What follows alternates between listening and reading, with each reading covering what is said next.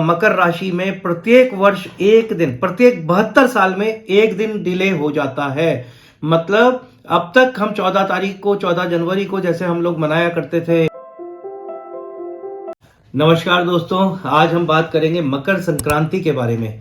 देखिए, हमारे यहाँ जितने भी पर्व और त्योहार मनाए जाते हैं, हमारे सनातन धर्म से संबंधित या हमारे वैदिक काल से संबंधित जितने भी रीति रिवाज हैं, ये सब कितने वैज्ञानिक हैं।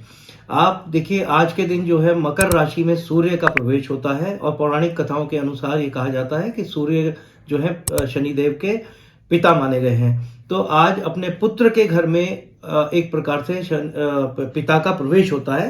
आज का दिन इसलिए भी बहुत इंपॉर्टेंट है क्योंकि आज के दिन सूर्य दक्षिणायन से उत्तरायण हो रहा है ना।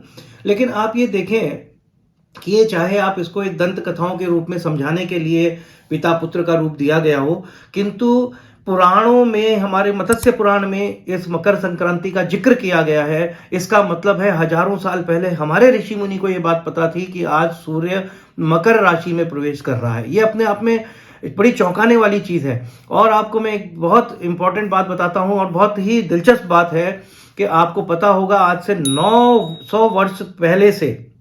900 वर्ष पहले हमारे यहाँ ये कैलकुलेशन हो चुकी थी कि सूर्य मकर राशि में प्रत्येक वर्ष एक दिन, प्रत्येक 72 साल में एक दिन डिले हो जाता है। मतलब अब तक हम 14 तारीख को, 14 जनवरी को जैसे हम लोग मनाया करते थे मकर संक्रांति, इस वर्ष से वो मकर संक्रांति हो गई है 15 तारीख से प्रारंभ, और वर्ष 2080 तक अब 15 तारीख को ही सूर्य का प्रवेश मकर राशि में होगा। 72 साल तक ये प्रक्रिया रहेगी। इसके बाद फिर एक दिन डिले होगा, अर्थात 2080 के बाद 16 तारीख से मकर संक्रांति मनाई जाएगी। तो इस समय जितने लोग जीवित हैं, अधिकांशतः अब आज के बाद से वो इस जन्म में तो 15 तारीख को ही मकर संक्रांति मनाने वाले हैं। किंतु आप ये सब गणनाएं और कैलकुलेशंस को अगर देखेंगे तो आपको ये चौंकेंगे, आपको हैरानी होगी कि हमारे पुराने ऋषि मुनि इतने वैज्ञानिक थे।